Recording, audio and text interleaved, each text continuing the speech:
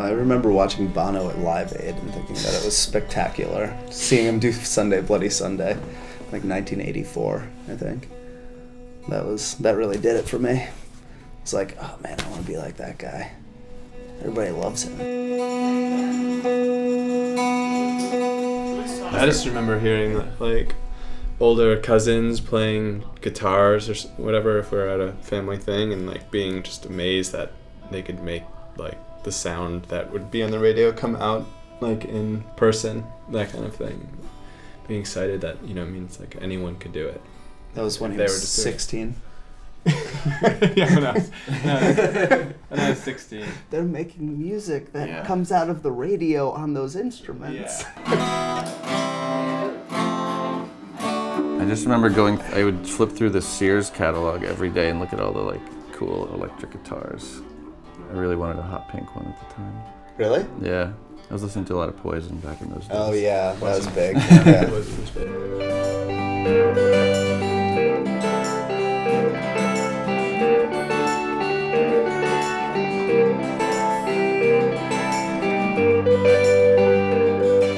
This upcoming record is going to be different sounding, but it's going to be more consistent throughout, because the first record we wrote sort of over the course of a longer period of time, and the songs were in batches, and this time we kind of wrote everything in one fell swoop.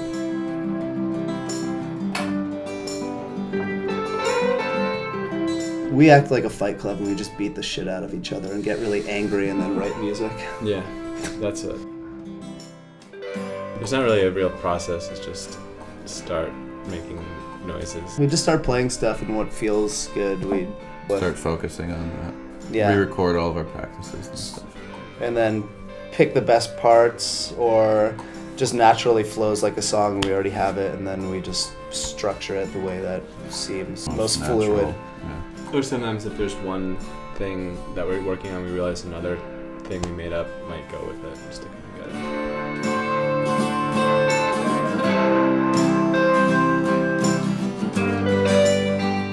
Most of the lyrics get written in the studio. Unless we start singing something that naturally falls into place and goes along with the song right off the bat. And a lot of the time we just stick with those lyrics. Yeah, just kind of whatever. You just start making sounds and then making words. It's kind of like a baby becoming a child, becoming an adult. Yeah, it's very caveman. And then, you know, whatever words the sounds sound like, we kind of make into the words. And then you can use that to make the rest of the lyrics.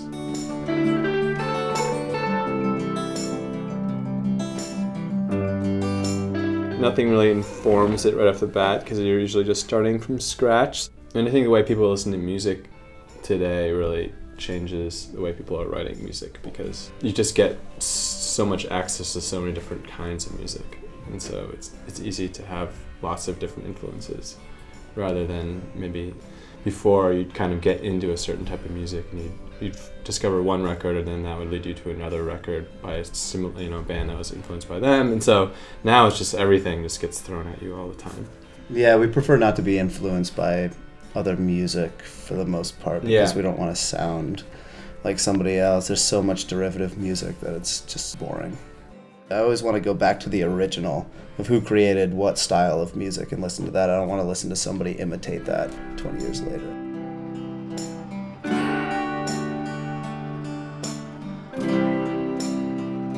If we were living in, say, where we were from, or some suburban town as compared to a city, I think it would just change the music, because you wouldn't, it's just the stimulus is That's there. the whole reason I moved to New York, is because there's like, you're surrounded by creative people all the time. Who make you want to do more. Yeah, exactly, who inspire you and make you want to do more, and you're like, oh, they did this, I want to do that, and I don't know, it definitely fuels my creativity. Like, this place is really like, these guys really inspire me. Them just like sitting at their desks with all these little tools, making these bows and stuff like that.